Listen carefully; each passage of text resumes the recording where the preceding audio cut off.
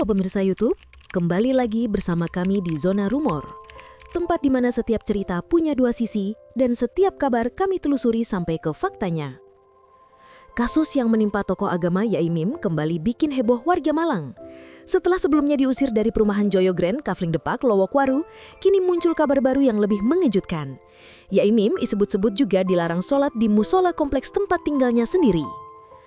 Larangan itu menurut kesaksian Yai Mim datang dari ketua takmir musola tak lama setelah dirinya berselisih dengan salah satu tetangga bernama Nurul Sahara. Awalnya hanya persoalan pribadi, tapi konflik itu melebar sampai melibatkan warga dan berujung pada surat kesepakatan pengusiran. Surat itu berisi tanda tangan puluhan warga termasuk pengurus RT dan RW setempat. Ketegangan makin memuncak ketika Yai Mim bertemu dengan Ketua RT 09 RW 09 Prayogo Subiarto di musola saat sholat Isya. Usai beribadah, Yai Mim bermaksud meminta tanda tangan untuk urusan administratif. Namun, suasana justru berubah tegang. Ketua RT menegaskan bahwa warga sudah sepakat menolak kehadirannya dan bahkan menunjukkan surat pengusiran yang telah ditandatangani bersama.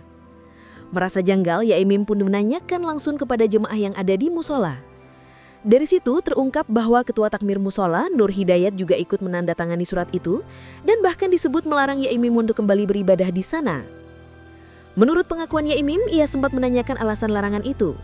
Jawaban dari pihak takmir disebut berkaitan dengan ucapan Yai Mim yang dianggap tidak pantas.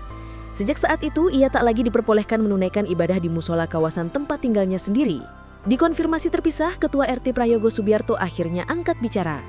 Dalam keterangannya kepada Detik Jatim, ia membenarkan adanya kesepakatan warga untuk meminta Yai Mim dan istrinya meninggalkan lingkungan Joyo Grand.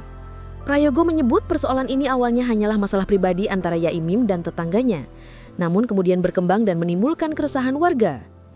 Sementara itu, pihak Ketua Takmir Musola, Nur Hidayat hingga kini belum memberikan keterangan resmi terkait tuduhan pelarangan sholat tersebut. Kasus ini menimbulkan pertanyaan besar tentang batas sosial dan hak beribadah di lingkungan masyarakat. Apakah konflik pribadi dapat menjadi alasan seseorang dilarang menginjak rumah ibadah? Seperti dilansir oleh Detik Jatim Minggu 5 Oktober 2025, hingga kini persoalan ini masih terus bergulir. Zona Rumor akan terus memantau perkembangannya. Karena setiap cerita selalu punya dua sisi yang layak diungkap. Zona Rumor, fakta tetap fakta, gosip kita periksa.